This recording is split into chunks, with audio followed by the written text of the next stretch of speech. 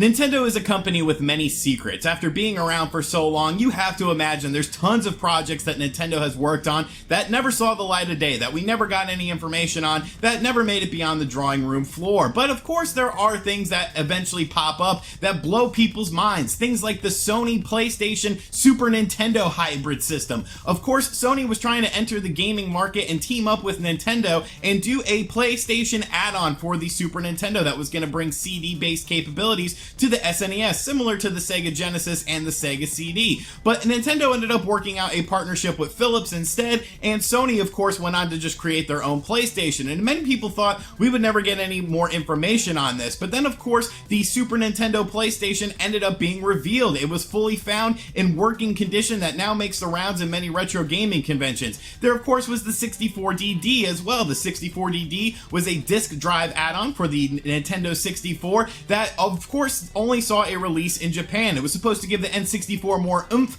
and give it a bit more power and be able to do things that the CD-based systems were doing. So you have to imagine Nintendo has done a lot of things behind closed doors, and many of those things we will probably never hear about. But today, a new discovery has been made. An exclusive story has been posted by metro.co.uk that is absolutely blowing my mind right now. After 28 years plus, a new Nintendo system that never saw the light of day has been revealed, and this thing sounds absolutely kick-ass. So what is this system? Why is it so exciting, and how did we not hear about it until now? Sit back, relax, make sure you subscribe to the channel, and let's talk about the Nintendo Supervisor. Hey, RGT 85. Hey, Sean. Oh my God, it's Stevie Richards!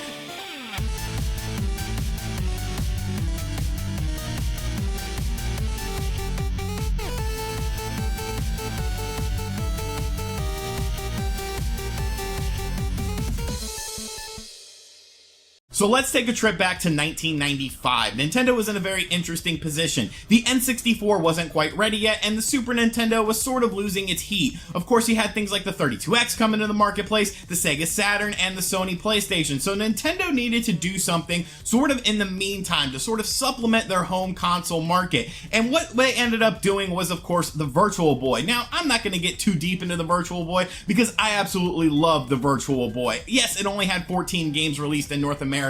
Yes, it was only red and black. Yes, it was the brainchild of Gunpei Yokoi, who is an industry legend in Nintendo's world as far as what he was able to do with things like the Game Boy. I hope I'm saying his name right too. But the Virtual Boy was ultimately just a failure. It was an attempt for Nintendo to enter the virtual reality market, which was sort of in its infancy. You know, you would go to like fairs and carnivals and stuff like that, and there would be VR experiences that you could test out and that were sort of like all encompassing. I remember doing something where I could like walk around in like a 3D dungeon at a fair that I checked out, but virtual reality was definitely in its infancy during this time, and the Virtual Boy was proof of that. A lot of people sort of attributed the red and black screen and just the lack of, you know, real virtual reality to the fact that there wasn't the technology available at the time to sort of do something crazy like this, to make something that was awesome and unique and a real virtual reality experience. You got some sort of 3D games with the Virtual Boy. Things like Tellero Boxer was probably the best indication of actual virtual reality, but when it comes to the Virtual Boy,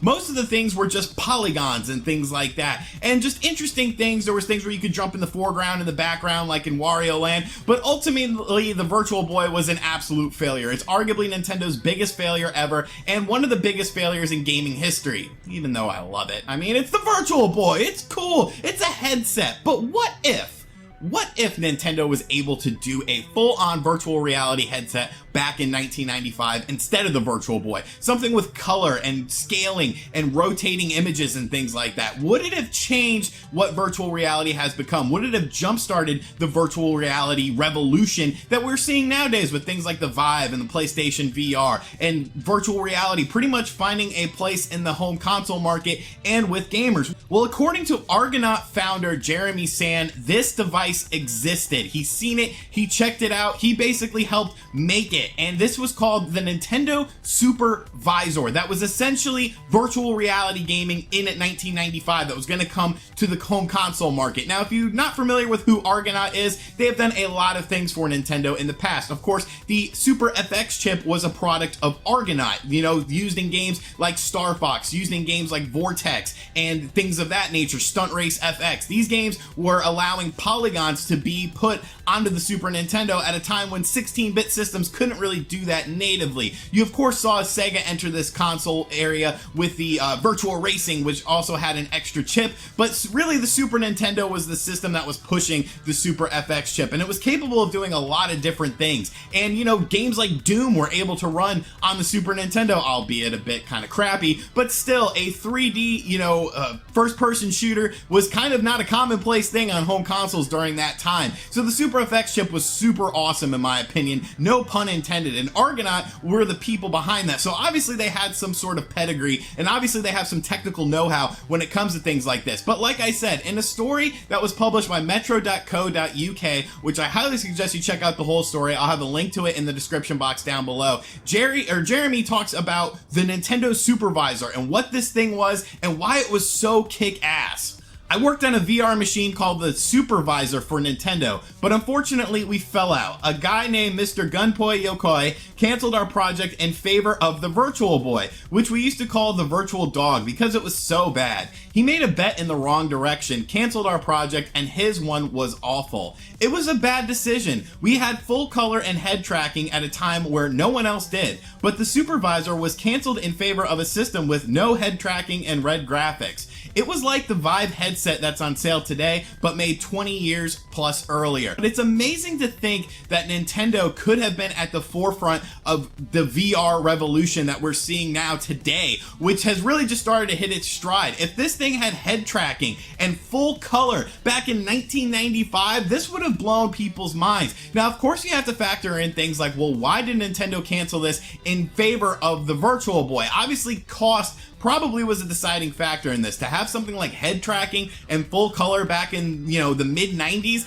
I imagine that would have been very, very expensive. You also have to look at what sort of games would have been available on this. Obviously, VR games are pretty popular nowadays, and a lot of people are doing different sorts of VR experiences. There's even spin-off games of VR or big franchises that are specifically in VR, like the Doom game that we saw on the PSVR that was, you know, specifically designed with VR in mind. But the Nintendo Supervisor sounds absolutely amazing, and I think would have been a lot more impactful on the gaming market than of course the Virtual Boy was, because the Virtual Boy had the problem of being called Virtual Boy, and when people looked at it and looked at this headset, they were like, okay, this is virtual reality. And then when you put your eyes in the headset, unless you were a little kid like me at the time, you probably weren't very impressed with it. It was very primitive, it was very archaic, it was red and black, like people wanted full color stuff like that. And the fact that Nintendo could have potentially done that with the Nintendo Supervisor is absolutely amazing. Now the question remains, will a prototype of this ever be discovered or ever found?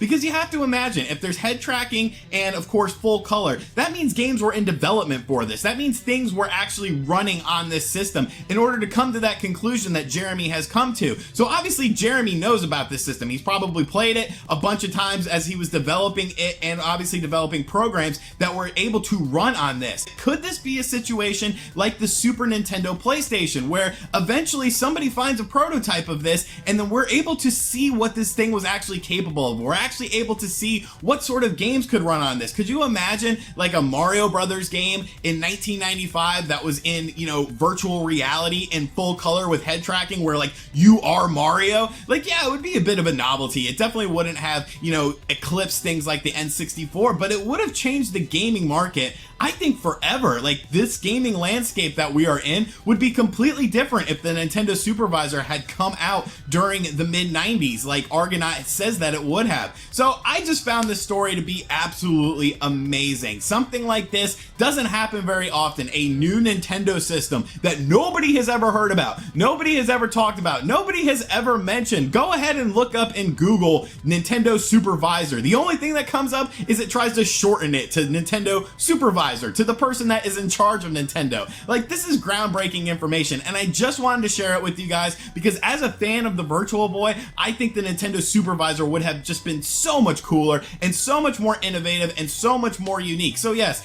a undiscovered Nintendo system after 28 plus years, the Nintendo Supervisor. Tell your friends, tell your family, because this thing would have kicked ass, and now Nintendo just doesn't care about virtual reality whatsoever. Thanks, Reggie. But let me know in the comments section down below what you think of the Nintendo Nintendo Supervisor? Do you think this would have been a lot more successful than the Virtual Boy, or do you think it would have met a similar fate to the Virtual Boy? Obviously, we don't know what this thing was capable of. Obviously, we don't have any images or videos of what the games look like on this, but I think on paper, it definitely has a lot more potential and a larger mass market appeal than the Virtual Boy had, and that could have been a real kick in the ass for Nintendo. It could have been a huge thing for video games as well. Let me know what you think of the Nintendo Supervisor in the comment section down below, and thank you for checking out this video. If you're new to the channel, make sure you subscribe and turn on notifications, and as always, I'll catch you guys on the next one. Later.